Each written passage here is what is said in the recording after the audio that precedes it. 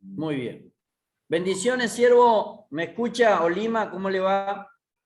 Sí, lo escucho. Bendiciones. Ahí Buenas está, tardes. bendiciones. ¿Cómo está? Buenas tardes. Bueno, no sé si vos corres hacia la pantalla, podés ver, hay unos cuantos hermanos. Está Juana, está Elba, está Marcela, Lauriana, Fabián y Juan y Buenas Clara. tardes. Buenas tardes para todos. Bien. Bendiciones. ¿Cómo están?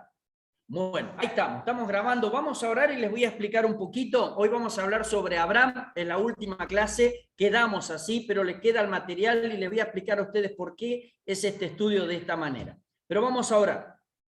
Padre, en el nombre de Jesucristo te damos gloria, honra y alabanza. Señor, de ti dependemos, Padre, porque somos tus hijos. Tu palabra dice que tú no hiciste a nosotros y no nosotros a nosotros mismos. Por eso es que te damos gracias, Señor, por haber edificado nuestras vidas, Señor, y habernos salvado en Jesucristo nuestro Señor. Espíritu Santo, gracias porque cada día nos acompaña, nos redarguye, tú nos felicitas y nos abrazas también, Señor, sabiendo que la gloria, la honra y la alabanza le pertenecen al Padre. Gracias, Señor, porque en este día hemos pasado cosas diferentes, Padre de la gloria, pero todos venimos, Señor, a un mismo pensamiento, que todo está bajo tus manos. Gracias, Señor, porque parte de mis hermanos está creciendo y otro, Señor, está comprendiendo que se crece cuando tiene fe en ti. Gracias, Señor, por tu palabra, por descubrirnos cada día los tesoros que nos has dejado para nosotros, Señor Papá. Si alguno está afligido, Señor Padre de la Gloria, por lo que está sucediendo en el mundo, si alguno está demasiado preocupado, Señor, por las cosas que pueden afectarle,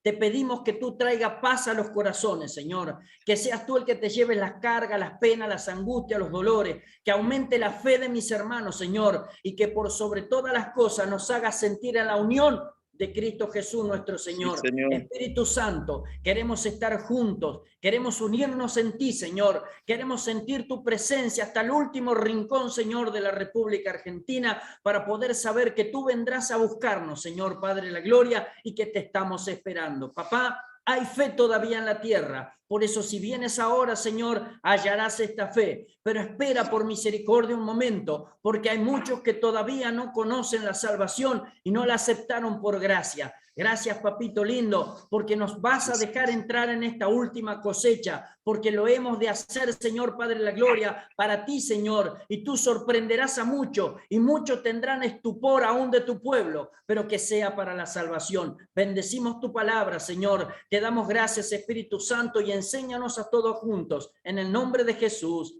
Amén. Bien, mis hermanos queridos, si es que para un cachito por alguno quiere entrar, sepa disculpar. Vamos a hablar de Abraham. Vinimos hablando de lo importante que es aprender el Pentateuco, ¿sí? Pero también aprendimos que la palabra Pentateuco, ¿sí? Que significa 5 libros, venía del griego y que antes esta partecita de la Biblia no tenía ese nombre y de hecho estaba dividido en 54 pedacitos. ¿Se acuerdan ustedes? Que para nosotros 53 sábados significan un año, para ellos son 54 sábados.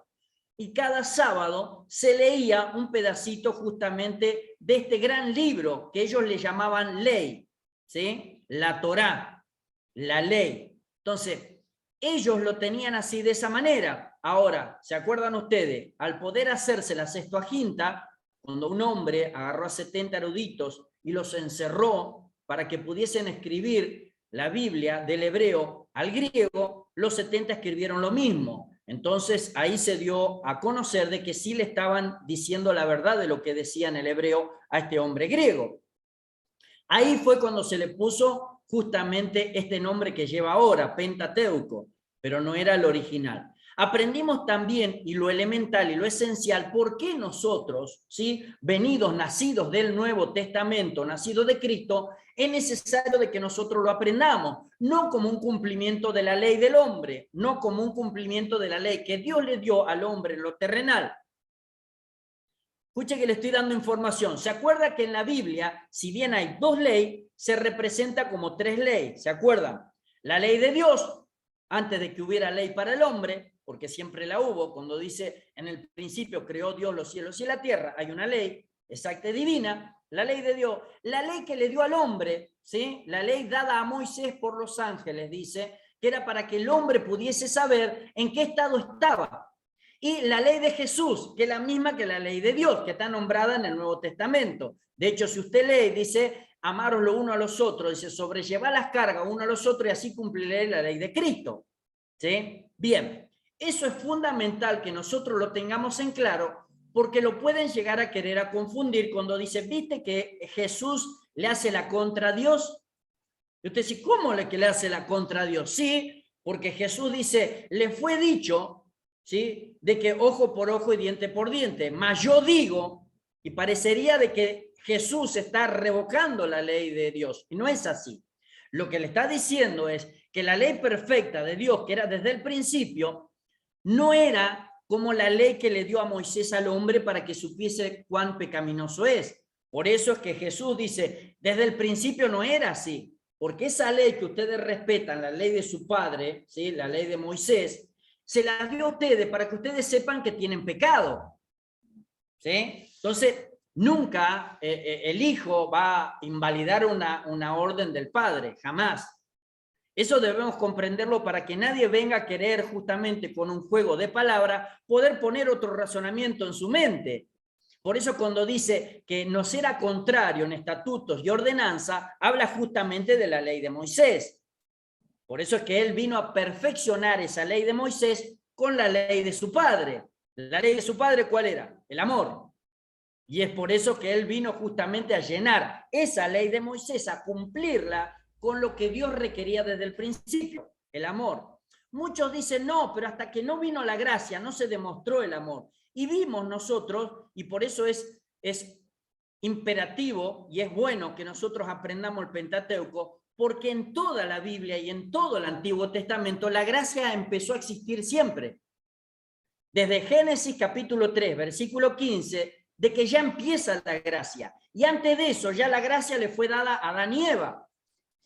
Porque cuando ellos pecaron, cuando ellos le erraron, Dios no es que los juzgó, sino que los perdonó y hizo la primera expiación por ellos. ¿Se acuerda? Dice que los vistió con delantales, mató un cordero.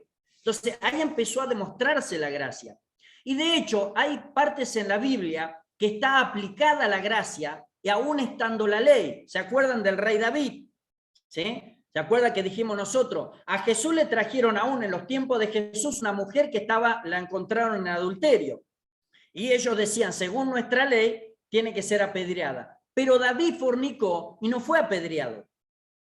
Entonces, la gracia de Dios siempre estuvo. Lo que pasa es que el hombre no la comprendió para ponerla por obra. Se aferró a la ley, se aferró a la letra, y eso es lo que creía que le iba a dar vida.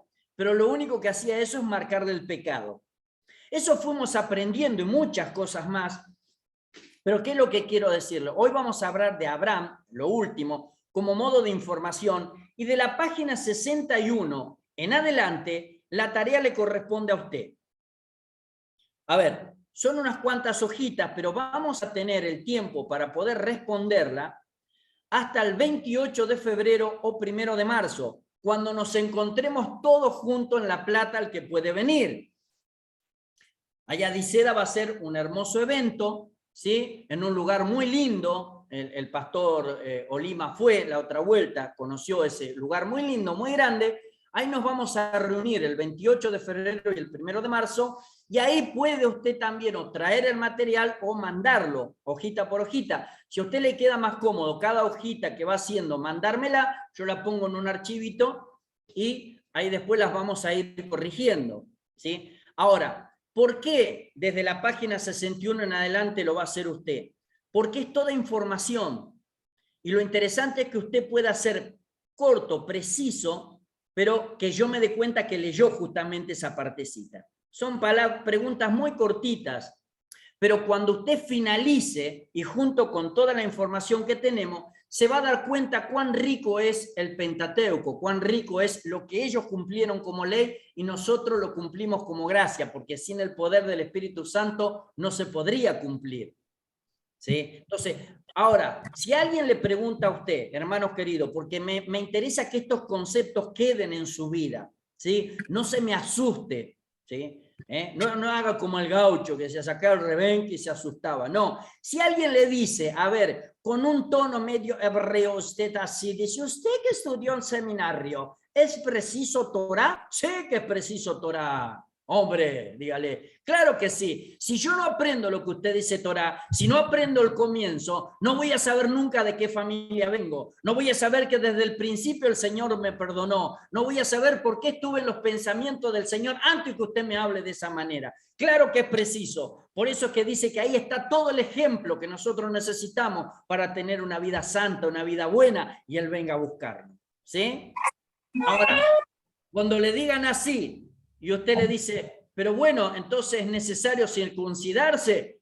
Pero claro que sí, mi hermano querido. Le va a decir, pero usted es de los míos. No, porque a mí me circuncida el Espíritu Santo en el corazón, porque la carne para nada sirve, para nada aprovecha. Mis palabras son espíritu y son verdad. Gloria sea al Señor. Esa es la información que necesitamos. No sé si hay Torá o no hay Torá. Hay una parte de la Biblia que me explica cómo el mundo fue hecho, cómo yo puedo ir a decirle a aquellos que creen que venimos de un mono, que venimos de la parte más divina del Señor. Fuimos hechos a su imagen y semejanza. No somos nosotros de una evolución, sino de una creación. Y para eso necesito sí o sí aprender los primeros 5 libros, como los demás que siguen también.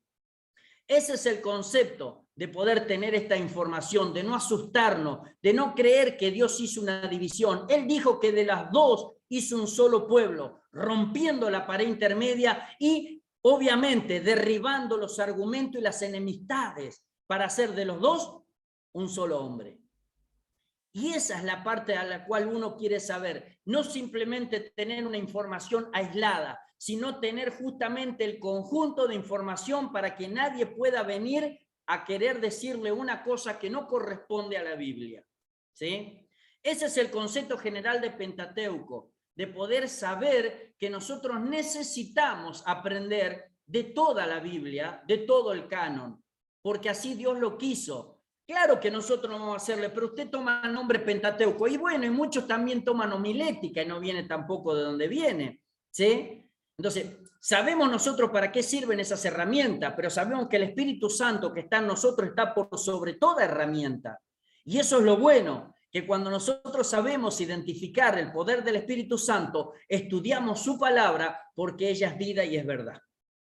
Entonces, eso es para que nadie venga con algún argumento raro, porque hay muchos que están queriendo como una manera nueva de judaizar. Y ahora en estos medios encima los seducen muy bien con palabras muy resonantes, con aquellas cosas que vos decís, uy, ¿cómo sabe?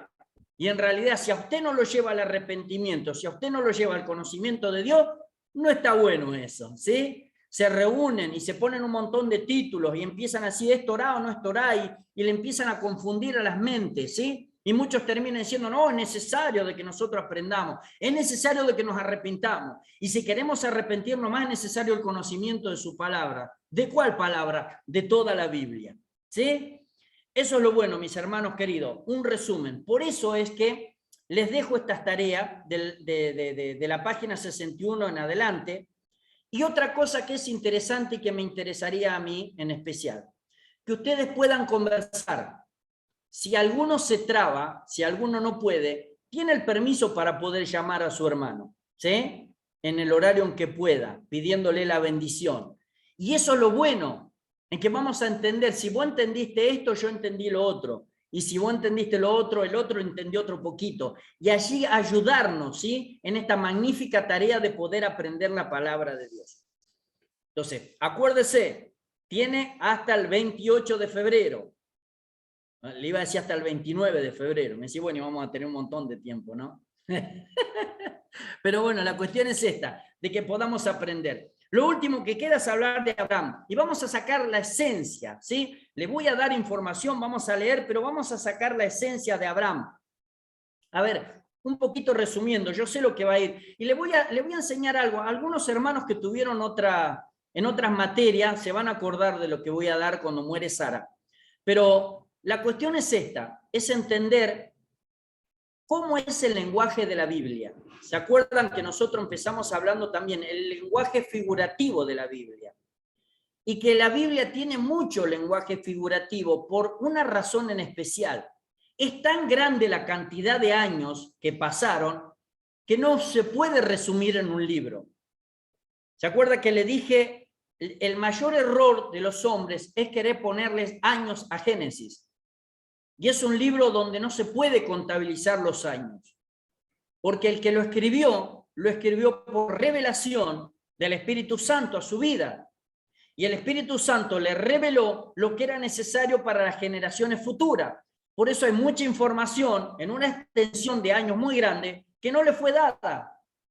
Y si usted se pone a sacar cuenta, lo único que va a ganar es esperar hasta que la arqueología pueda dar la razón definitiva sobre la Biblia.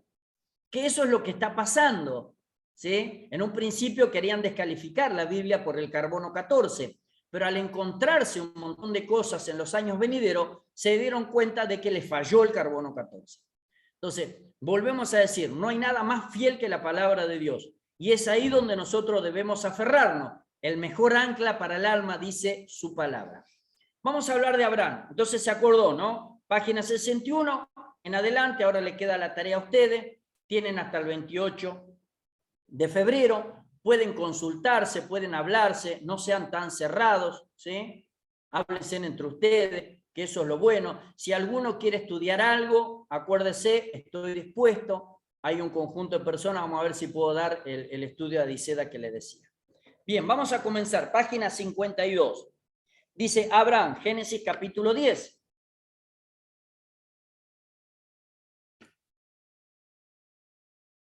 Dice Abraham, sumo padre, llamado después Abraham. ¿Se acuerda que hay una H y un cosa ahí?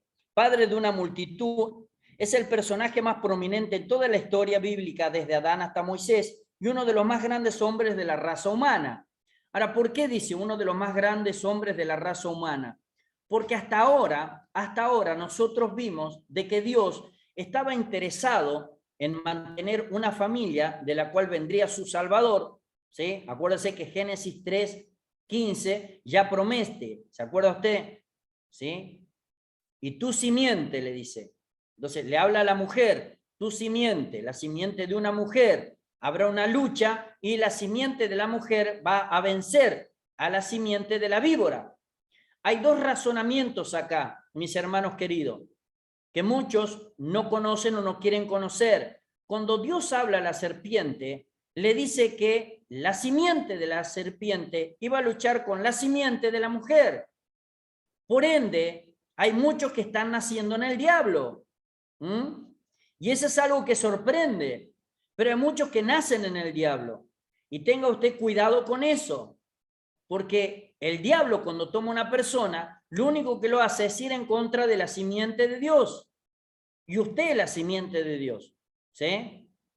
Entonces, ese es el cuidado que debemos tener nosotros. Vuelvo a decirle, hablaba de dos simientes y hablaba que esas dos simientes no se iban a acabar, sino iba a haber una lucha. Entonces, hay quienes son hijos de desobediencia y siguen siendo hijos de desobediencia. Y eso traen una lucha en contra de los hijos de obediencia. Por eso usted no comprende muchas cosas que están pasando en el mundo, ¿sí? Por eso los hijos de desobediencia pueden sentarse en sus tronos, ¿sí? Formando, ¿sí? A ver, pensamientos diabólicos y aprobar un aborto.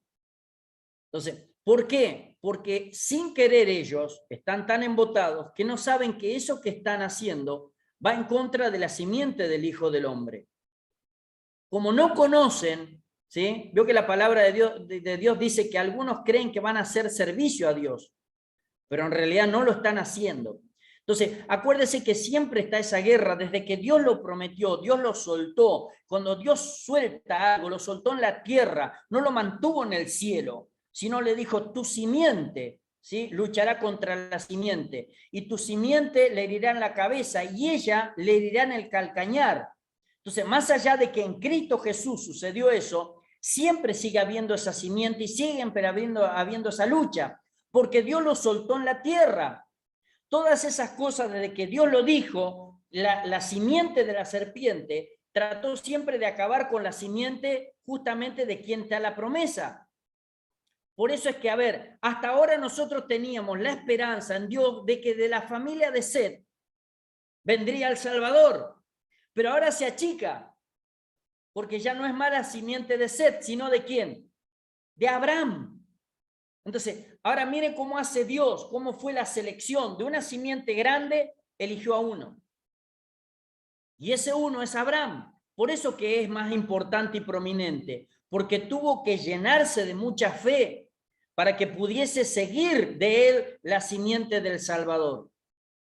Muchísima fe. Y es lo que está faltando ahora, y es lo que las personas que no tienen a Cristo tratan de sacar de la Biblia, la fe. Pero mire usted, desde el comienzo es que Dios lo deposita su promesa en la fe de alguien. ¿Cómo podría saber Dios de que Abraham le iba a creer? ¿Cómo podría saber Dios de que usted le iba a creer a Dios y que usted le cree a Dios? Esas son las cosas en las cuales se escapa a nuestra mente y a nuestro corazón, porque en nuestro proceso nosotros creemos de que no somos capaces de mantener lo que Dios nos da. Pero la cuestión es que Dios lo mantiene en cuanto nosotros nos mantenemos en sumisión a Él. Por eso es que le dice muy bien este consejo y usted me va a entender. Le dice, cuídate de ti mismo. No lo dice como una manera de decirle al discípulo que era malo, que era vago, atorrante o callejero. No, era el mejor consejo que le podía dar.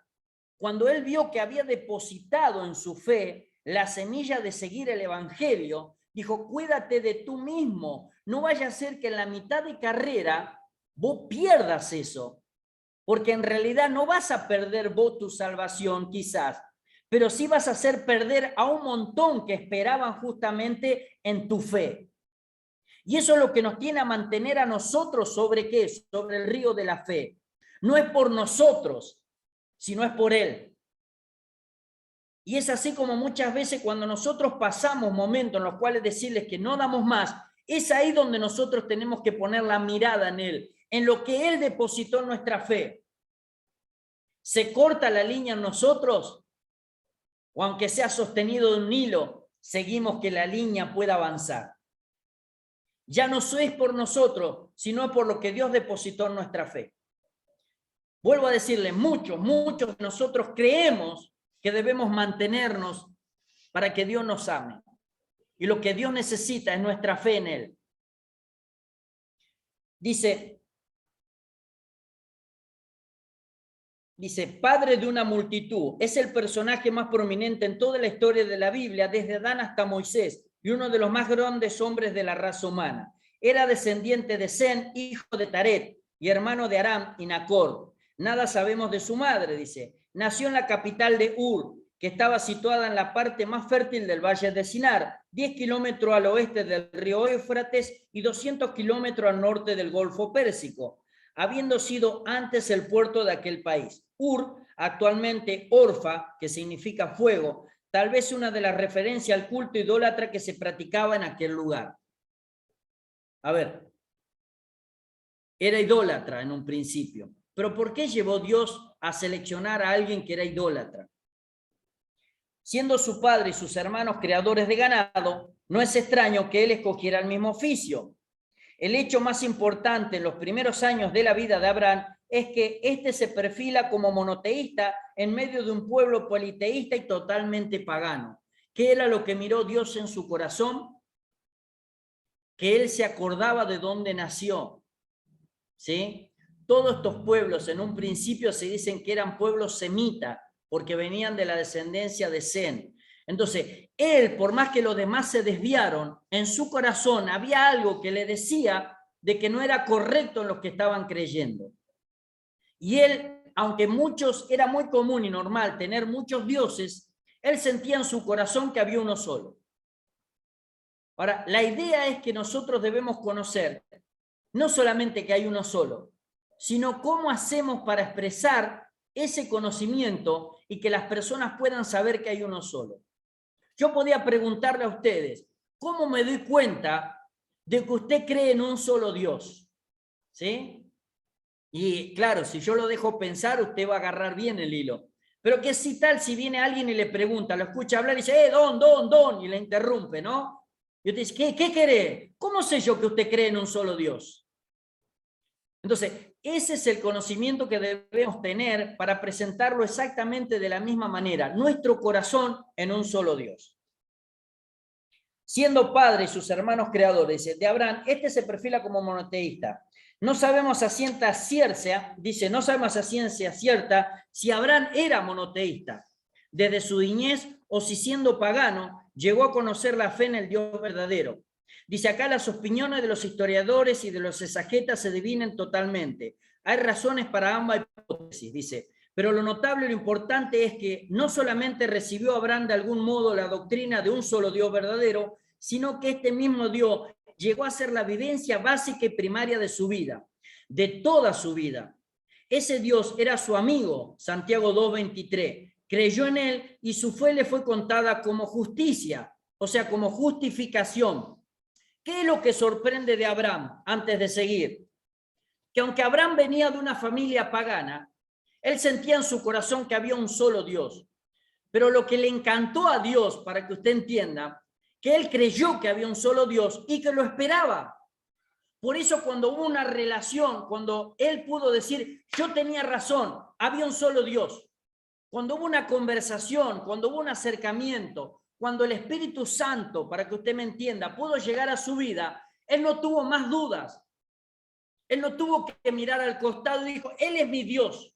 Y como Él es mi Dios va a estar en todas las partes de mi vida. Y mi vida va a ser representar a ese único Dios que yo conozco que es. No sé si usted alguna vez me escuchó a mí, yo cuando hablo con mis hermanos mayores, siempre les digo que no pierdan la esperanza en que Dios sigue actuando en los hombres de fe y de corazón abierto hacia Él. Por eso no hay ninguna duda en que Dios sigue levantando evangelistas de fuego, sigue levantando a aquellos diáconos que tienen un amor sobreexcelente en la casa de Dios, sigue levantando a aquellos intercesores que no miran el horario para poder pedir por una persona, sigue levantando a aquellos que se enamoran de su palabra y no importa las circunstancias, sino el momento para poder enseñar su palabra. Eso no lo hace el hombre, sino lo hace justamente aquellos que saben y se deciden a seguir a un solo Dios. Y ese Dios es parte de su vida permanentemente. Y no estoy hablando de que no hacemos macana, sino de que Dios está al tanto de todas nuestras macanas. Por eso es un solo Dios y ese Dios es nuestro amigo. Él decidió entrar en nuestra vida y lo hemos aceptado de esa manera. No hay manera en la cual no brote esa presencia de nuestras vidas si Él está en el corazón. No hay manera que uno pueda evitar no expresar a Dios si Dios está conmigo, si es mi amigo. Se expresa porque yo amo a Él y me gusta presentarlo. No importa si espero 5, 10, 20 minutos, media hora en una conversación, pero ojo con que me dejes hablar, porque ahí está justamente la cuestión. Deben de saber de que Él es mi amigo, no porque yo hice algo, sino porque a Él le plació hacer algo por mi vida. Pero la cuestión es cómo hacemos nosotros para expresar esa amistad que tenemos a la mañana, a la noche, cuando tenemos algún problema, esa amistad que reclamamos cuando las cosas no son bien en nuestra vida. Pero esa amistad debe estar también cuando las cosas nos van bien. Y el disfrute mío tiene que ser el de Dios, como así mi pena también es la de Dios. Por eso que decía Abraham, es el amigo de Dios, porque no hay manera de mirarlo a Dios y no saber que también está en Abraham. No hay manera de mirarlo a Jesucristo y no saber que está en su vida. No hay manera de que usted no pueda moverse sin expresar a su amigo, porque ese amigo nos rescató, porque ese amigo dio su vida por nosotros. Y es ahí donde está el conocimiento. Abraham no fue el único amigo de Dios. Nosotros somos su amigo. Y acuérdese de que el que primero lo reconoció a usted como amigo de Dios fue su Hijo Jesucristo, porque dice, Él no se avergonzó de llamaros hermanos. Jamás nos hubiese sentido, jamás nos hubiese llamado hermano si no hubiese sentido de que somos de una misma familia. El hermano comparte aún la ropa, el hermano comparte la misma enjuague de la ropa, sale el mismo olor, la misma comida, comparte el mismo baño. Y si no fueran hermanos, usted muy rara vez dice a alguien sale afuera y dice, ¿alguien quiere ir a mi baño? No lo va a dejar. Es más, si viene alguien y le dice, me deja ir al baño, si lo va a dejar pasar es porque es cristiano y lo hace con desconfianza. Pero cuando usted habla de un hermano, no hace falta ni que le pida permiso. Y Jesús es nuestro amigo y es nuestro hermano, porque se dio cuenta de que en su sacrificio nos hizo amigos de Dios. Es ahí como nosotros debemos comprender, no mirarlo a Abraham como el único, no, sino como mirar el principio de que Dios quiere tener una amistad con el hombre, el que comprendió que esa amistad viene por el acercamiento a él. Cuanto más nosotros que tenemos abierto el camino para entrar con él confiadamente. Ese era Abraham, ahí es donde está Abraham, ahí es donde está la diferencia, ahí donde Dios sabía y decía de que lo iba a mantener. Acuérdese que no siempre él estuvo en rectitud delante de Dios. Acuérdese que él también se mandó de las suyas, pero ese mandar de las suyas no hizo perder la amistad con Dios, al igual que David. Dice, Abraham llamado por Dios para hacer una bendición, Génesis 12:3. La bendición especial, la promesa de un redentor que antes había sido prometida a Adán y Eva, acuérdate, 3:15, y después de la línea de Sem, 9:27. Aquí se estrecha y se limita a la descendencia de Abraham. Dios la promete en Génesis 12:3 y la rectifica en 18:18 y 28:18. Ya achica la familia, ya achica el parentesco. Ahora es con Abraham. Él seleccionó al Señor hasta que llegó a Abraham. ¿Se acuerda usted cómo le decía Abraham el hebreo? Génesis capítulo 11, ya le empieza a hablar Abraham el hebreo, cuando viene de la descendencia de Peleg, cuando viene la descendencia buena, no la de Jotán, que fue la que hizo la torre de Babel. Ya acá estaba la selección, había alguien que le había prestado atención y dijo, bueno, ahora de vos vas a hacer bendición. Es terrible cuando Dios le habla al hombre de esa manera. Va a ser una bendición, le dice. Yo te voy a llamar a Abraham a vos para que vos seas una bendición. Para que yo te bendiga, vos seas bendición, pero en ti serán benditas la familia. Y esa promesa está para nuestras vidas. En vos son benditas la familia. Depende de cuán grande vos sepas que es tu bendición. Las palabras que vos proferís son bendición para las personas y no tiene nada que ver con tu estado de procesamiento que estás pasando. No, la promesa es dada por Él. El procesamiento es para tu vida. Aunque te caigas a pedazos y vos le digas, vas a ser bendecido, va a ser bendecido por la promesa de Dios, no por tu procesamiento. Pero depende de cuánta amistad nosotros tengamos para con Dios, cuánta amistad hoy recabaste de parte de Dios, cuánto anhelo en tu corazón seguís teniendo porque esa amistad se mantenga fija. Y no estoy hablando de que vivas de rodillas en penitencia y te azotes, no. En tener la alegría del corazón de Dios a pesar de tu procesamiento. Duele, sí, duele mucho, pero dice que eso no tiene nada que ver con las glorias venideras, con el peso que viene sobre tu vida. Y depende, vuelvo a decirlo, de tomar las referencias que nos dejó la Biblia. No está hablando de Abraham como un héroe, está hablando de Abraham como el principio de nuestra amistad con él. Nosotros tenemos más amistad todavía porque lo tenemos por el Hijo del Hombre, por aquel que fue y abrió el camino en la cruz del Calvario, por la presencia del Espíritu Santo ricamente y sin límite por su promesa. Es necesario que yo me vaya para que Él pueda venir. Hoy está con vos el Espíritu Santo. Y esa amistad que tenía Abraham era para que ellos se sorprendan. Pero hoy debe de sorprender nuestra amistad con el Señor. Por eso muchas veces caemos porque ya lo tomamos como una obligación y no como una bendición. Hay diferencia entre una obligación y una bendición. La palabra de Dios dice que para el que está saciado, todo le es feo. Para el que está hambriento, cualquier cosa amarga le es mejor que la miel. Y hay cosas que nosotros debemos saber que están definidas en la palabra de Dios. Porque si no nos encerramos, nos conformamos. Y esto no es para conformistas. Bienaventurados, dice, los que tienen hambre y sed de justicia, porque ellos serán saciados. Si dejaste de tener hambre, es que estás saciado. ¿Y sabés lo que le dijo Pablo? Reinad ya vosotros, ¿estás saciado? Gloria a Dios si reinás ustedes, porque así reinásemos nosotros también. Y después le dice todas las tribulaciones que le vinieron, como diciendo, cuando vengan todas esas tribulaciones voy a creer que están reinando. Mientras tanto, simplemente se están jactando, porque el Espíritu Santo les hace sentir una emoción tan linda, pero hay que seguirlo. Dice, emigración de Abraham. Dice, a la edad de 70 años recibió en la orden de marcha, salió acompañado por Taré su padre, Sarai su esposa. Ella era nieta de Taré y probablemente hermana de Lot, cuyo padre era Harán. Parece ser que Harán era hijo de una segunda esposa de Taré, no de la madre de Abraham y de Nacor. En tales casos, los casamientos entre tríos y sobrinos eran permitidos. Lot, su sobrino huérfano, su padre Harán había muerto ya. Su ganado, dice, ¿sí? En Harán, lugar geográfico adquirido por los siervos. Obedeciendo al mandamiento divino, abandonó su hogar, parientes y amigos, y se convirtió en el primer peregrino de la extensa línea de los padres peregrinos, ¿sí? Hay algo que a mí me hace reír, ¿no? Porque me hace acordar a los musulmanes. Vio que los musulmanes una vez en su vida tienen que ir a la mezquita, ¿sí? Una vez en su vida los musulmanes tienen que llegar a la mezquita.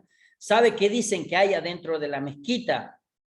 Dice que hay una piedra negra que fue sacada por Adán del Edén. Ellos creen que ahí hay una piedra negra, que Adán la sacó del Edén y la tienen ahí adentro. Por eso es que una vez en la vida tienen que ir y dar unas cuantas vueltas como para cumplir, ¿no? Con lo que le demanda su Dios. Ahora, yo digo que una vez en nuestra vida, por lo menos, tenemos que peregrinar. Una vez en nuestra vida tenemos que salir a misionar. Una vez en nuestra vida tenemos que salir a evangelizar.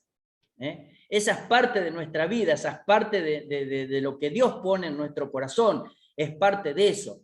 Entonces, usted no se sienta en aflicción, sino cumpla la palabra de Dios. No tenga temor de lo que van a pensar los demás, no tenga temor al fracaso. En Dios no hay fracaso. Simplemente usted rompe los aires para que venga otro y quizá coseche donde usted siembre. Pero no se preocupe, porque la palabra de Dios dice que el que cosecha va a alcanzar al que siembra. Entonces, es un trabajo en el cual ahora se hace en conjunto. ¿Sabe por qué le estoy diciendo? Todavía no vi hermanos que un día sábado, un día domingo, lean públicamente la Biblia. Usted me va a decir, ¿está loco este siervo? No, porque los aires se rompen espiritualmente cuando usted lee la palabra de Dios. Y todavía no vi, si no está preparado, si no tiene alabancista, si no tiene parlantes grandes, si no viene con un séquito, no lo hacen. Y lo interesante sería pararse en la plaza, que representa muchas veces el poder del mal, y leer la Biblia en voz alta.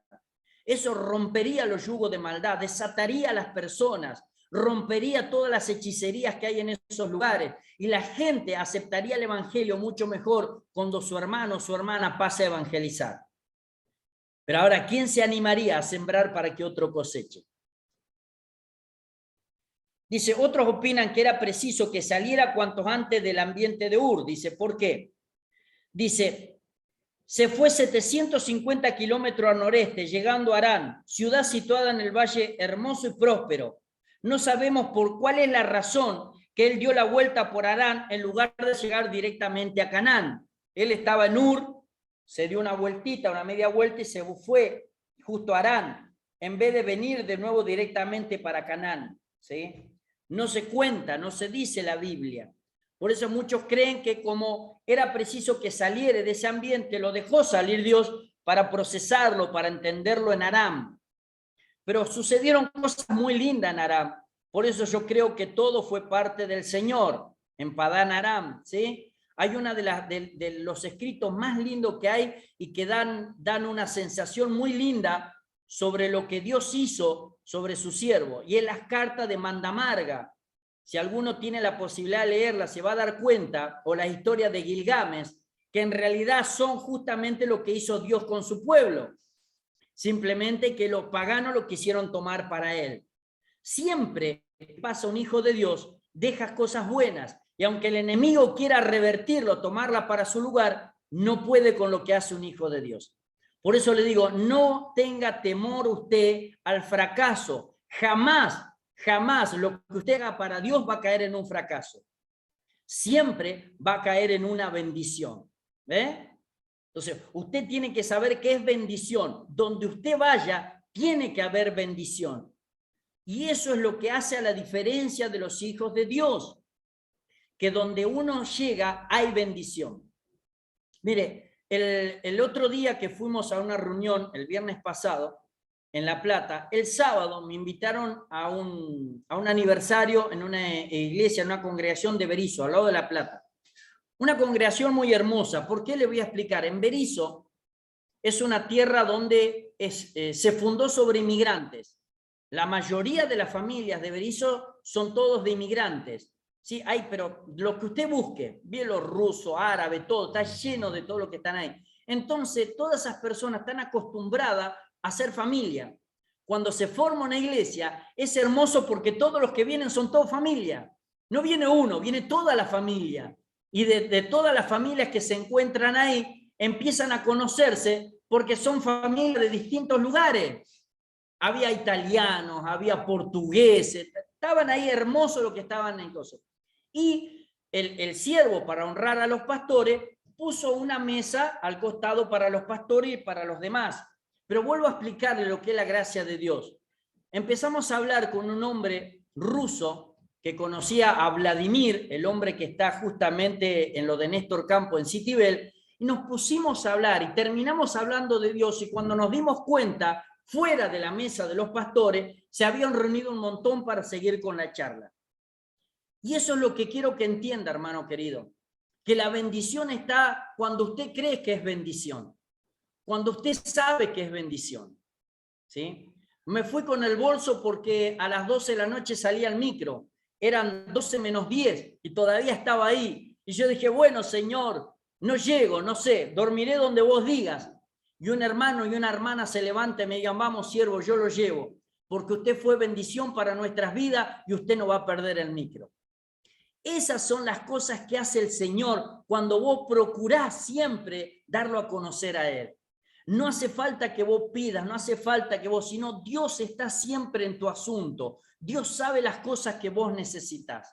Él no se iba a enojar si yo me iba una hora antes y me tomaba el micro, pero a Él le gustó más que yo esté en su asunto, que esté en el deleite. Aparte estaba tan hermosa la conversación, estaba tan lindo el lugar que era imposible irse. Y eso es lo que a mí me gustaría que se multiplique en todo lugar donde están mis hermanos. Esa coinonía, esa manera, ese ágape, ese amor tan especial que después nos hace a nosotros salir con ganas de conquistar las naciones para Cristo. Esa era la relación que tenía Dios con este hombre que empezaba a conocerlo. Dios sabía lo que había para él. Dios sabía que de él venía una descendencia hermosa como la arena del mar. Dios sabía que iba a haber una multiplicación inmensa y que aún de su familia iba a venir su hijo. Pero la cuestión es que tenía que comprenderlo la persona. Yo podría preguntarte, ¿vos conocés las promesas que Dios tiene para tu vida? ¿Vos sabés lo que Dios está guardando para que pueda hacer de manifiesto el cielo en la tierra por vos? La cuestión es preguntarnos, ¿le creemos a Dios? ¿O le creemos únicamente cuando andamos por vista? Si Dios me da 5, rindo 10. Pero si no me da 5, 2,5, no vaya a ser que después me quede sin nada. Gloria sea al Señor. Obedeciendo al mandato divino, abandonó su hogar, parientes y amigos y se convirtió en el primer peregrino.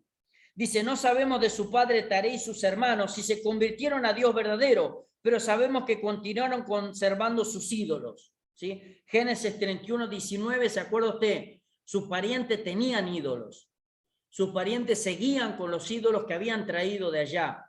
Así que muchas veces también nos hacen formar esto. Muchos siguen a Dios, pero siguen teniendo sus ídolos en sus corazones.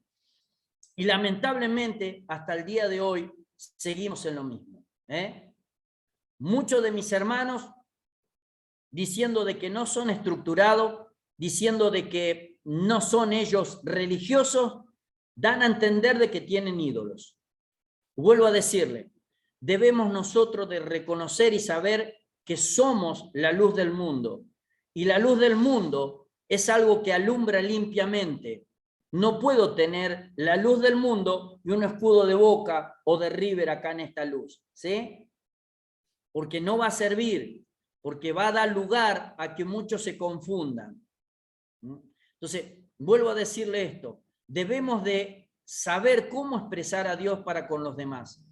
Y esa es nuestra tarea, mi hermano querido, hemos decidido seguir a Cristo. Y en ese camino, nuestra verdad y nuestra figura es nuestro Señor Jesucristo. Amén. Dice, de Damasco tomó uno de los caminos que conducen a Egipto, pasando por el mar de Galilea y luego por el mar Muerto, en camino descendencia hacia el sur. Después viajó unos 500 kilómetros, llegaron a Canaán, que estaba habitada por 7 naciones paganas, cuyos antepasados probablemente habían venido desde Armenia. Voy a leerle esto para que entendamos algo acá, mis hermanos queridos. Después de un viaje de 500 kilómetros, llegaron a Canaán, lo que nosotros conocemos ahora como la Tierra Santa, que estaba habitada por 7 naciones paganas, Deuteronomios capítulo 7, versículo 1, cuyos antepasados probablemente habían venido de Armenia. Esto es interesante, mis hermanos queridos, porque si los que poblaron Canaán venían de Armenia, quiere decir que venían de uno de los hijos de Noé. Y si venían de uno de los hijos de Noé, no tienen por qué quejarse los que ahora están viviendo en la tierra de Canaán, diciendo que los hebreos le sacaron sus tierras. No sé si usted conoce cuál es el gran conflicto que hay justamente en Israel. Israel representa una parte muy chiquitita de todo lo que es Israel. Israel representa muy chiquito y lo demás justamente lo tienen los que antes eran los cananeos. Entonces, todas estas cosas para que nadie los pueda confundir, y Dios no es malo, nunca fue malo, ni va a ser malo. Piedad de Abraham, dice. Su primera estación la hizo en el valle de Siquén, donde construyó un altar a Jehová. En Betel construyó el segundo altar e invocó el nombre de Jehová. Parece que esta es la primera oración registrada en la Biblia. No ocultó su fe en el Dios único en medio de los peligrosos paganos. Siguió caminando hacia el sur, tocando los pueblos de Ramá, Moriah, Jerusalén, Belén, Hebrón y Berseba. Es probable que de paso haya conocido en Jerusalén a Melquisedec, rey de los sacerdotes. Más adelante le voy a hablar de Melquisedec. Caída del patriarca. Sonamos, hasta acá llegamos el patriarca. ¿Construyó Abraham un altar en Hebrón o en Berseba? Parece que no, dice. Y ahora le vemos partiendo para Egipto en desobediencia al mandato divino y cayendo en 3 grandes pecados. El de la incredulidad, que manifestó al abandonar la tierra de promisión temiendo al hambre. El de interés mundanal, pensando más bien en el ganado que en Dios y sus promesas. En el del engaño a Faraón. Cuando Faraón descubrió la falsedad, Abraham no solo se desvirtuó a sus propios ojos y a los de Faraón, sino que perdió su testimonio de verdadero Dios ante todos los egipcios, llegando a ser, de algún modo, responsable por la perdición de ellos. Mire este hombre que es llamado el padre de la fe, cómo también le erró. Este hombre que está nombrado en la Biblia como amigo de Dios, también falló. Qué bueno que es el Señor, ¿no? No lo tomamos nosotros como una libertad para poder pecar, al contrario, lo tomamos como cuán misericordioso es Dios y que cuando fallamos, nuestro deber es venir a los pies de Cristo y no volver a fallar. No sé si usted está viendo, hermanos queridos, y hay cosas que a mí me conmueven, no sé si a usted, pero en este tiempo hay muchos de nuestros hermanos que no le están prestando atención al testimonio de Dios. Sí, me mira Juan Santucci y me dice, ¿de qué va a hablar este? Hay muchos hermanos que no tienen el cuidado de poner cómo está la situación de su corazón ante los demás. Y no le importa, ¿sí?, poner en su estado en pareja de hecho. Muchos hermanos, y hablo de hermanos tanto masculinos como femeninos, cuando presentan su Facebook, algunos ponen divorciado, otros ponen soltero, ¿sí?, otros ponen en pareja de hecho. Y no entienden que esas cosas hacen mal justamente al testimonio de Cristo. No porque uno se pone a juzgarlo, vuelvo a decirle, porque el que lo juzga es Dios. Pero el cuidado que nosotros debemos tener para con las demás personas que tienen que venir a Cristo. Porque esas personas deben de enseñar la Biblia y deben de enseñar el camino de Cristo. Y ya te están enseñando con una pata torcida al presentarse. Más vale no ponerlo y saber lo que dice Dios en la Escritura y saber lo que vos tenés que cumplir, que presentarlo como una manera de ser libre y espontáneo y hacer caer a un montón. Ese es el cuidado que nosotros debemos tener siempre para con los demás. Vuelvo a decirle, si realmente usted quiere ser un seguidor, una seguidora de Cristo, tenga cuidado de esas cosas. Y si usted ve a los hermanos que hace eso, acérquese en buenaventuranza y aconséjelos bien. Porque esas cosas no son buenas, ¿sí? No son buenas. Entonces, eso es lo que nosotros debemos aprender para que nuestra fe sea fundada realmente en la palabra de Dios y el evangelio sea creíble. Porque vemos acá que Abraham no es que fue perfecto, falló. Falló por miedo a que lo maten. ¿Se acuerda usted cómo era muy hermosa su mujer? Le dijo a Faraón que no era su mujer. Y falló porque dijo, no, me voy a morir de hambre acá. El ganado que tengo lo tengo que cuidar. No creyendo en Dios. El padre de la fe no creyó en Dios. Y esas cosas nos hacen humanamente predecibles a nosotros. Pero el Espíritu Santo nos hace humanamente superar esas cosas. Pero cuando está el Espíritu Santo, podemos superar todas esas cosas. Es así como nosotros debemos confiar más en el pueblo de Dios y menos en los que no están en Dios. Y hoy por hoy confiamos más en los que no están en Dios y tomamos consejo y no en nuestro pueblo, en nuestros hermanos. Y es así como nosotros debemos corregirnos permanentemente, mis hermanos queridos. Debemos corregirnos permanentemente. Es necesario que nos corrijamos permanentemente. Porque de esa manera se va a poder ganar mucho más para Cristo. ¿Sí? Por eso Abraham falló, pero no por eso el Señor lo descartó, para nada. Dice, separación entre Abraham y Lot. Abraham partió de Egipto apenado por su conducta, pero aferrado a Dios, y anduvo por su jornada desde el Neguev hasta Betel. Parece que el retorno sobre sus pies, sobre sus pisadas y volver al altar en Betel, parece que Abraham reconoció que su deber habría sido quedarse allí durante el hambre y mostrar su dependencia de Dios. Mire lo que tenía que haber hecho Abraham y no lo hizo. Hizo al contrario. Pero bien, gloria a Dios de que se volvió y que nosotros tenemos ejemplo. Dice, habiendo traído tanto él como Lot grandes rebaños de Egipto, la tierra no podía contenerlos juntos. Hubo una contienda entre los pastores. Abraham mostró un espíritu generoso y noble, dando a su sobrino la preferencia de escoger. Lot escogió el valle del Jordán con sus 5 ciudades y Abraham se radicó en Hebrón. Esta ciudad se distinguía luego por 3 razones, dice. Por ser el sepulcro de los patriarcas, Hebrón, por ser una ciudad de refugio, por haber sido la primer capital de David. Jehová establece su pacto con Abraham, dándole la tierra de Canaán y prometiéndole una prosperidad natural. Escúcheme, y esta es la parte donde yo quería venir y quiero simplemente que usted pueda leer lo que dice la palabra de Dios. Melquisedec, sacerdote y rey. Las noticias de la gran victoria de Abraham iban delante de él y a su regreso de la batalla, Melquisedec, el rey, sacerdote y tipo particular de Cristo, salió al encontrarlo y lo bendijo temporal y espiritualmente.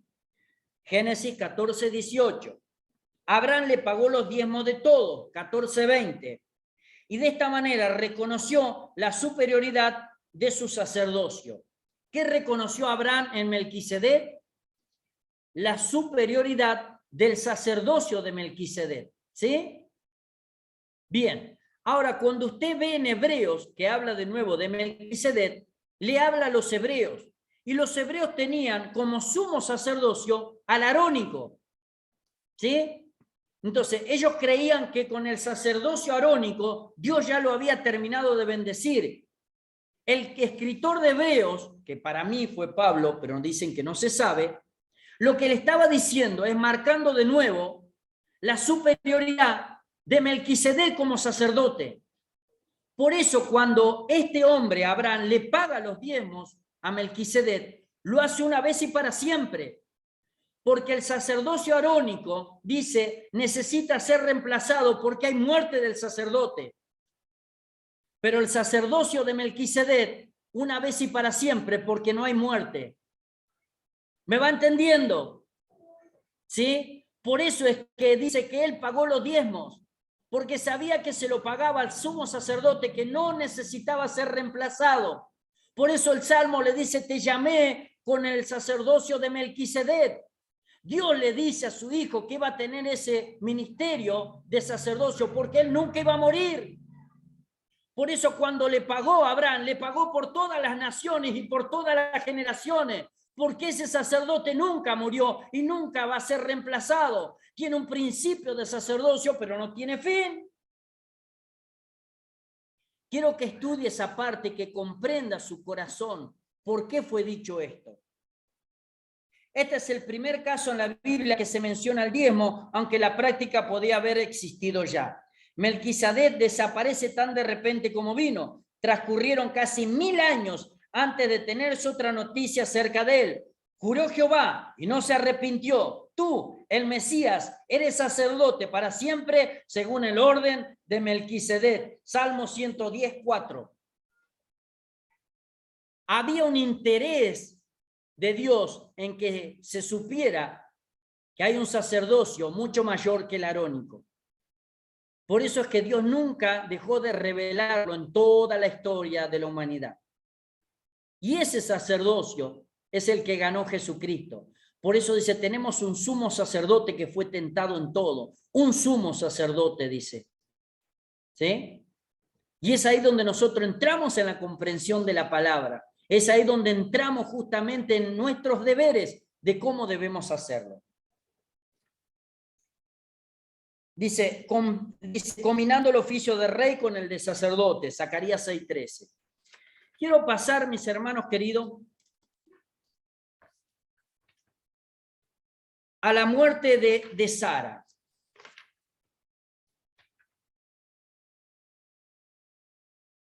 Quiero que entendamos algo muy lindo que está en la Biblia, y ahora yo les voy a decir en Génesis. Yo hoy creo en ti, esperemos un cachito, que ya se lo buscamos. Está. Dato importante, ¿no? En Armenia, sí. Quiero que vayamos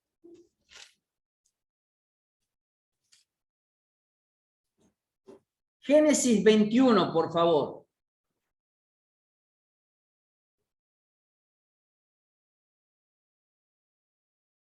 Hoy creo en ti. Génesis 23, versículos 17 y 18.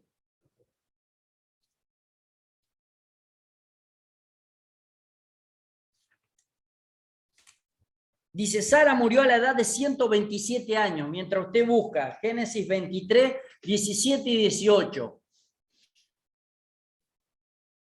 Algunos van a comprender porque esto lo vimos en otro estudio, pero escúcheme bien lo que dice acá.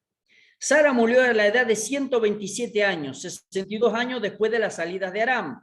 Abraham compró el campo y la cueva de Macpela. Allí fueron sepultados Abraham, Sara, Isaac, Rebeca, Jacob y Lea. Los huesos de José no se sepultaron allí, sino en Siquén, en un campo que había comprado Jacob. Ahí también hay algo, ¿sabe por qué, no? Los huesos de José no fueron enterrados justamente en Macpela, sino en Siquén. Porque en Siquén estaba el camino que llevaba justamente a Jerusalén. Y había una promesa en el cual Jerusalén iba a ver llorar por sus hijos, pero también iba a ver la restauración de sus hijos. Ese camino fue el que llevaron deportado muchas veces a ese pueblo, pero ese camino fue cuando también vieron los huesos de José, que volvía de nuevo ese pueblo para reconstruir aquello que había perdido. Por eso él fue enterrado en otro lugar. Pero quiero que vayamos acá. Después de la muerte de Sara, Abraham tomó por mujer a Sétura, de quien le nacieron hijos e hijas, que fueron los padres de los madianitas. Después de la muerte de Sara, Abraham demuestra una vez más su fe inquebrantable en la promesa de Dios, escogiendo una esposa para Isaac. Era de mucha importancia que la esposa de Isaac fuera capaz de apreciar a los pactos de Jehová. La narrativa del hecho es muy extensa y eso demuestra cuán importante era cada detalle que atañía a la familia escogida. Abraham murió 35 años después del casamiento de Isaac. ¿Sí? Era muy importante que la mujer sea de la parentela y que venga a vivir donde estaba Isaac. Pero quiero que leamos algo sobre la muerte y sobre los detalles que por ahí pasamos por alto. Encontró Génesis capítulo 23, versículos 17 y 18. Mire este detalle que por ahí nosotros no le prestamos atención. Y dice así en el nombre de Jesús. Y quedó la heredad de Efrón, que estaba en Macpela, al oriente de Manré. Estamos leyendo igual todos, ¿no? Bien. Y quedó la heredad de Efrón, que estaba en Macpela, al oriente de Manré, la heredad con la cueva que estaba en ella, y todos los árboles que había en la heredad, y en todos sus contornos, como propiedad de Abraham en presencia de los hijos de Het, y de todos los que entraban por la puerta de la ciudad. ¿Qué le llamó la atención a usted acá, hermano querido? ¿No le llamó la atención esto? Dice, la heredad de la cueva que estaba en ella y todos los árboles que había en la heredad y en todos sus contornos. ¿Por qué era necesario que pusiese en el contrato que los árboles que había en ese terreno también le pertenecían a él? Si usted compra un terreno, todo lo que está en el terreno no es suyo. ¿Por qué entonces especificaba los árboles? Fíjese que dice los árboles y la cueva, no dice otra cosa. ¿Cuál era el problema con un árbol? Y eso es lo que yo le digo, que le vendría muy bien a usted poder estudiar un poquito de costumbres hebreas. En aquel entonces usted podía vender el terreno, pero podía dejar sin vender el pozo o los árboles. Eran tan importantes los árboles frutales que no venían con el terreno, y era tan importante el agua que tampoco venía con el pozo. ¿Cuál era el problema? Usted podía comprar el terreno, pero si no aclaraba que el pozo estaba ahí, o la cueva, o los árboles, le tenía que dar permiso para que pasase por su terreno, porque eso le pertenecía al otro dueño. Y ahí es donde empezaron muchos conflictos. Por eso cuando él compra el terreno como hijo de Dios, sabe bien estas leyes y le aclara muy bien que no solamente el terreno y todo lo que estaba ahí, sino que la cueva y los árboles también pertenecen a él. ¿Por qué? Porque este hombre era bendición de Dios y Dios no comparte la bendición con aquellos que no quieren. Dios no comparte su gloria, dice, con nadie, ¿sí? Entonces, él sabía y el Espíritu Santo le habrá dicho, poné bien en el contrato que todo lo que está en el terreno es para vos. Los árboles son tuyos, las cuevas son tuyos, y si hay un pozo de agua también. Y eso es lo que debemos entender, que nuestra vida está dada a Cristo, y Cristo sigue las mismas leyes. Por eso todo lo que está en nuestras vidas pertenece a Cristo. El diablo no tiene permiso porque antes nosotros le pertenecíamos. El diablo no puede venir a mi corazón a reclamar algo de lo que él había tenido, porque ya lo compró Jesucristo. Y cuando lo compra Cristo, él aclara, todo lo que es de Horacio es mío, ¿sí? Lo lindo, lo bueno, el color no importa, las canas, los pocos ojos, pero es todo mío. El corazón es mío, sus pies son míos, sus uñas son míos y la mugre no, porque tiene que bañarse, ¿sí?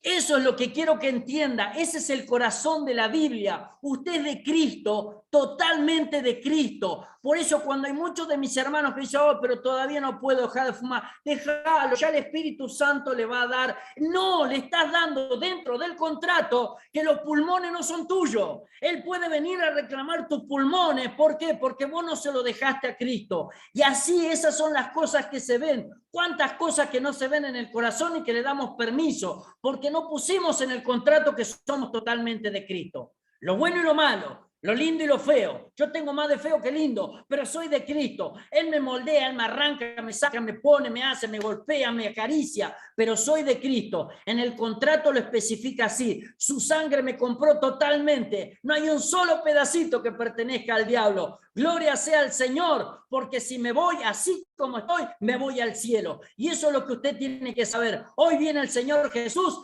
así como está, aunque no se haya teñido y hay algunas canas, se va al cielo también, porque le pertenecemos a Él. El contrato es total, la totalidad de nuestras vidas pertenece al cielo, hermano querido. Por eso es que conocemos esto, por eso es que Abraham era el padre de la fe, pero una representación de nosotros, los amigos de Dios, los amigos de Cristo. Mis hermanos queridos, vamos a orar.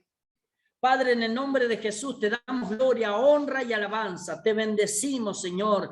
Te damos gracias, Dios. Gracias, Señor, porque ya no pertenecemos a nosotros mismos, sino a ti, Señor. Gracias porque fuimos comprados, Señor, no con lo corruptible, Padre de la gloria, con oro y plata, sino con la sangre preciosa de un cordero sin mancha, llamado Jesucristo nuestro Señor. Gracias, Señor, porque de tal importancia, Señor, es lo que expresamos, que en el cielo repercute nuestras palabras. Gracias, Señor. Hoy, Padre de la gloria, comprendemos, Señor, que todo nuestro ser, alma, espíritu, cuerpo y nuestra vida pertenecen a Jesucristo. Está derrotado lo que era de nuestro pasado, está en la tierra lo que era de nuestro pasado, y ahora nuestro corazón está en el cielo. Bendigo la vida de mis hermanos, Señor. Bendigo su entrar, su salir, su canasta, su familia. Bendigo, Señor, las congregaciones, papito lindo, y todo aquello que pones en el corazón de tus hijos para que sea real aquí en la tierra. Los bendecimos tu palabra, Padre, y te damos gracias en el nombre del Padre, del Hijo y del Espíritu Santo. Amén. Gracias, Señor. Mis hermanos queridos, les queda esta hermosa tarea que tienen mucho tiempo para realizarla ahora, muchísimo tiempo. Y acuérdense, pueden hablarse entre ustedes, si alguien no sabe, pueden consultarme a mí, como que no, más de agradecido estaré.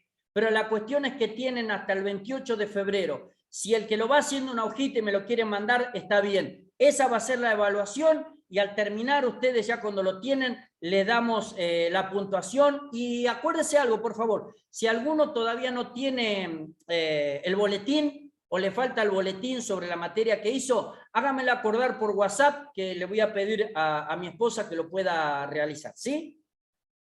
Para cada uno de ustedes. Mis hermanos queridos, por este año nos queda la cita el 28 y el 1 en La Plata, al que pueda venir. Vamos a estar tratando de transmitir también lo que pasa en esos 2 días ahí. Es un lugar muy lindo, es un lugar donde hay mucho lugar, no se puede llegar a preocupar por eso. Simplemente necesitamos de que usted pueda disponer, obviamente si es de muy lejos, el dinero para pagarse el pasaje, pero lo que queremos es confraternizar. Ahí se va a presentar algo muy lindo, que el pastor David Rey está trabajando en eso. Usted se acuerda qué significa la sigla DICEDA, ¿no? Alianza de Iglesia Cristiana Evangélica de Argentina. Ahora no va a ser solamente eso, sino va a ser Alianza de Iglesias Evangélicas de América. ¿Sí? Entonces ya nos extendemos y ahora vamos a América. Hay 2 iglesias del Uruguay. Sí. Evangélicas de América. Exactamente. Ya hay 2 iglesias de Uruguay, una del Brasil. La pastora Andrea ya está en eso. La sigla sigue igual. La sigla sigue igual, nada más que ahora se agranda un poquito. Y el 28 de febrero. Acuérdense que estamos trabajando con los jóvenes también. El pastor José Olima, se van sumando unos cuantos chicos ahí, la pastora Elba Orellana. Y lo bueno es esto, necesitamos que usted se sume, necesitamos que aporte ideas. Yo sé que hay muchos han tenido ideas que antes lo han tratado de loco, ahora no lo tratamos de loco porque todos estamos locos en Cristo. La aceptamos y si se pueden desarrollar, gloria a Dios. ¿Sí? Siervo, Elba, ¿está ocupada ahora usted? Espere que saco porque no me escucha. Sierva, ¿está ocupada usted? Elba Orellana. No. Siervo Olima, ¿está ocupado usted? ¿No? Bien. Bueno, mis hermanos queridos, les pido un favor. Ustedes dos quédense y ustedes los despido y cualquier cosa estamos al contacto. ¿Amén? Amén. Bendiciones. Amén. Hasta pronto. Bendiciones, siervo. Bendiciones. Nos vemos. Bendiciones, Pueden salirse.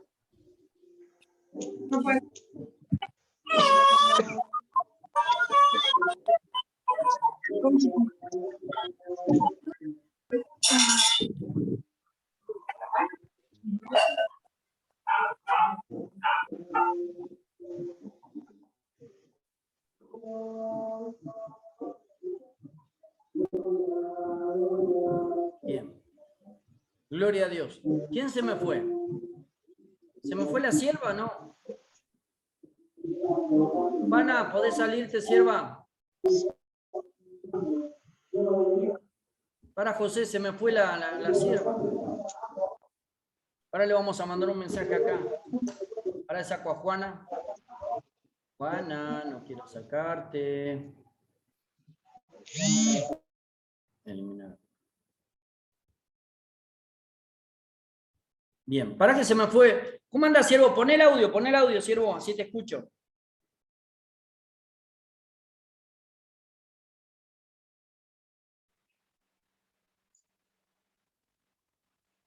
Lima, bendiciones. Bendiciones, apóstol. Buenas tardes, buenas noches. Tardes. Sierva, por favor, entra de nuevo. No sé por qué saliste o te saqué yo sin querer.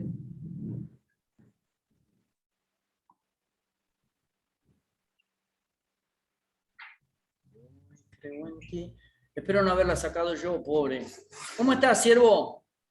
Excelente, apóstol. Excelente. Muy lindo estudio. La verdad que me gozo, le doy gracias a Dios. Y siempre es bueno aprender, ¿no? De la palabra y de sus designios, ¿no? Qué lindo poder compartir, ¿no? Sentí en el espíritu que tenía que compartir en esta noche. Gloria a Dios, gloria a Dios. Agarraste el final porque ya habíamos estado aprendiendo lo que es Pentateuco y ahora queda nada más que tarea. Pude notar que hace rato que vienen con este lindo estudio. Y bueno, me gozo. ¿Cómo estuvo, siervo, el comedor, el merendero? Bien. Lindo porque la gente se moviliza emocionalmente con esto de la fiesta y bueno, aprovechamos sabiamente para poder predicarle de la palabra y traerlos a Cristo, ¿no? Traerlos a Cristo. Sí. Muy lindo. No es tan solo poder, obviamente que es una bendición poder ser un canal a través del cual podemos ser aquellos que le podemos llevar un alimento o una vianda, pero también queremos poder predicarle la palabra, ¿no? Amén, eso lo importa. Aparte, vos sabés que las grandes congregaciones empezaron todo de la misma manera, con los chicos. Sí, amén. Y bueno, los chicos son los que son el testimonio para los padres. Amén. Y nosotros experimentamos muchas veces, gracias a Dios, que a través de los niños viene la familia, ¿no? Porque muchas veces queremos apuntar a los padres y hemos aprendido eso, ¿no? Que a través de los niños Dios obra, Dios usa a los niños y llega a la familia. Y eso es lindo. Es cierto, siervo, es cierto. Mirá, en unas cuantas iglesias que han empezado con comedor, terminando siendo iglesia, porque se venían los padres. Y bueno, es el interés de Dios, eso es lo lindo, ¿no? Dios nos moldea con los niños, porque nosotros pensamos en los niños y es a nosotros. Nos moldea con los niños para que podamos soportar después a los padres. Exacto. Y qué bueno poder ser niño, ¿no? Y entender y ponernos al nivel de ellos. Y poder entenderlo y lo más importante es saber escucharlo. Escucharlo. Amén. Siervo, para ver a ver si no puede la sierva, si no hago otra cita o pongo otra cita para que pueda entrar por sin querer, ¿viste? Porque la sierva, claro, yo saqué Orellana y es la sierva de Jujuy, que hace mucho ruido, la saqué sin querer. Vamos a hacer una cosa, siervo, ahí te mando una invitación nueva y entras, así le mando a ella una nueva. Amén, apóstol. Dale, amén. Dale, siervo. Ahí salgo. Dale.